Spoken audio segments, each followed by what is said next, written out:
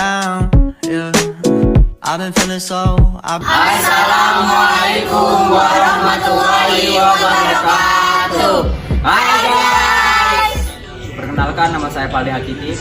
Perkenalkan, nama saya Muhammad Reza Pahlevi. Perkenalkan, nama saya Siti Durwata Nafisa. Perkenalkan, nama saya Ismi Faladila. Perkenalkan, nama saya Sedang Farhanisa.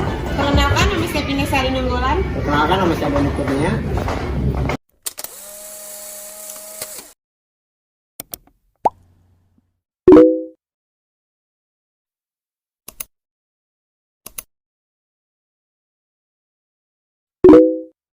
Cokro Aminoto lahir pada 16 Agustus 1882 di Madiun, Jawa Timur.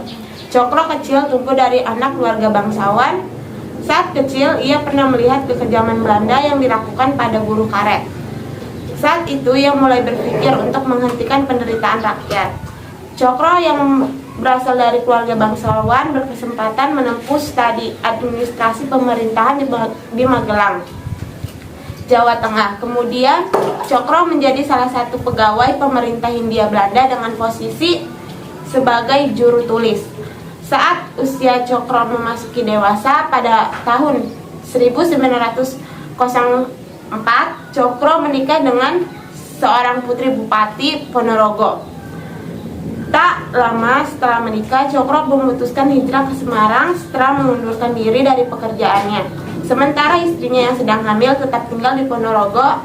Hijrah ini telah terpikirkan sejak lama dan juga didorong kata-kata kakeknya tentang hijrah. Di Semarang inilah Cokro mulai masuk dalam pergerakan politik untuk memperjuangkan nasib Bumi Putra. Pada suatu saat Cokro pulang untuk melihat anaknya yang saat itu telah lahir. Mertua Cokro saat itu memang masih marah akibat Cokro yang dulu mengundurkan diri dari pekerjaannya. Pada tanggal 6 Januari 1913, Cokro hijrah ke Surabaya. Kali ini istri dan anaknya ikut pindah bersama dengan Cokro. Pada tanggal 26 Januari 2013, dia bersama-sama Haji Samanhudi resmi menetapkan perubahan nama Sarekat Dagang Islam SDI menjadi Sarekat Islam SI. Dengan demikian SI menjadi organisasi politik pertama yang menyerukan kemerdekaan Bumi Putra dan penjajahan Belanda di awal tahun 1900-an. Sebelumnya Budi Uetomo BO memang telah berdiri yakni pada tahun 1908, tetapi dalam pendagangan Cokro BO hanya dikhususkan keanggotaan untuk kaum prinyai. Cokro bertekad menjadi SI sebagai organisasi yang mengayomi seluruh lapisan rakyat Indonesia. Dalam film ini disebutkan bahwa hanya dalam waktu 4 tahun setelah didirikan SI sudah memiliki lebih dari 180 cabang dengan 700.000 anggota di seluruh pelosok Indonesia. Jumlah ini meningkatkan 20 kali lipat dari jumlah anggota pada masa awal pendirian SI disebut. Pada film ini, pidato-pidato Cokro juga mampu menumbuhkan semangat kebangsaan serta harapan kemerdekaan dan keadilan bagi rakyat jelata. Cokro banyak menyeruakan tentang persamaan kedudukan antara pemerintah Hindia Belanda, Prai, dan masyarakat kecil. Oleh karena itu, rakyat banyak yang menyebut Cokro sebagai Ratu Adil atau Kesatria Peninggi. Banyak menyebut Cokro sebagai Ratu Adil atau Kesatria Peninggi karena dalam waktu 70 tahun sejak mengangkatnya Pangeran di Ponorogo, tidak ada lagi pemimpin yang mendapatkan kedudukan khusus di rakyat. Hal ini juga disebutkan oleh Kiai yang ditemui Cokro saat Cokro hijrah. Sebab bersamanya pengaruh Cokro di tengah masyarakat, itulah pemerintah Belanda menjulukinya Raja Jawa tanpa mahkota. Jadi di screenshot aja yang bagus. Sarekat Islam Hijau pimpinan HOE Cokro Aminoto dan Haji Agus Salim yang lebih mengutamakan peningkatan kualitas pendidikan bangsa untuk mencetak pemimpin-pemimpin yang mampu memerdekakan Hindia Belanda dan penjajah kelak. Contoh hasilnya adalah Kusno yang kemudian hari lebih kita kenal sebagai Presiden RI pertama Insinyur Soekarno, dan juga Sekar Marijan Kartosuwiryo yang sayangnya di era 1950 sampai 1960-an justru memimpin pemberontakan terhadap RI dengan Darul Islam dan akhirnya tewas di hadapan regu tembak.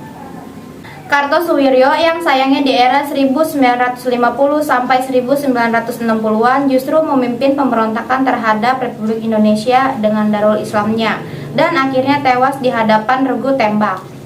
Sarekat Islam Merah pimpinan Samaan yang lebih beraliran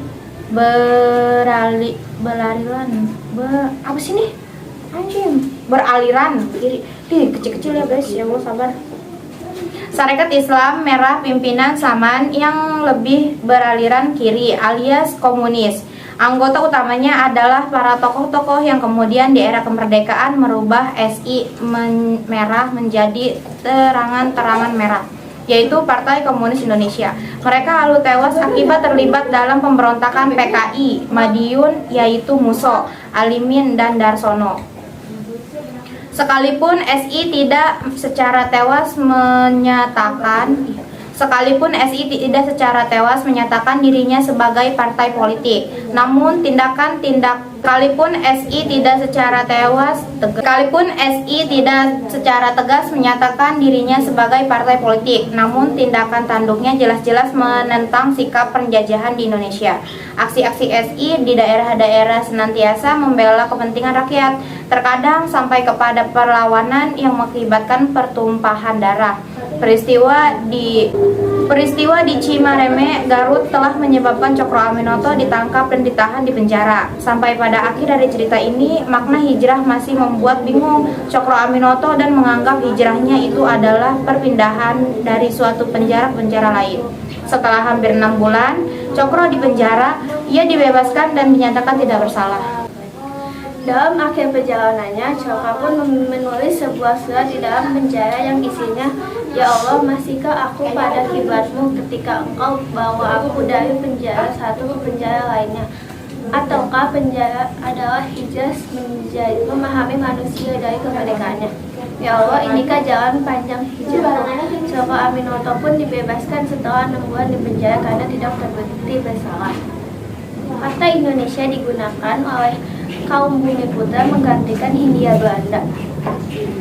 Sarekat Islam terbelah menjadi dua. Satu tetap mengikuti Cokro dan Agus Salim, dan satu lagi mengikuti Samoen menjadi Sarekat Islam Merah. Cikal bakal Partai Komunis Indonesia. Kemudian Salim menikah dengan Kusno atau Soekarno. Setelah beberapa bulan ibunya wafat. Cokro Aminoto wafat pada tahun 1934 di Yogyakarta. Kusno atau Soekarno mendirikan Partai Nasional Indonesia. Ia memproklamasikan kemerdekaan Indonesia pada tanggal 17 Agustus 1945. Setelah kekalahan Jepang pada Perang Dunia Kedua. Sementara itu Samoen dibuang ke luar negeri, tetapi setelah merdeka ia kembali ke Indonesia dan menjadi penasehat pribadi Presiden Soekarno. Agus Salim menjadi Menteri Luar Negeri Indonesia yang pertama setelah Indonesia merdeka. Sekian, bye-bye. Guys, terima kasih sudah menonton video kami.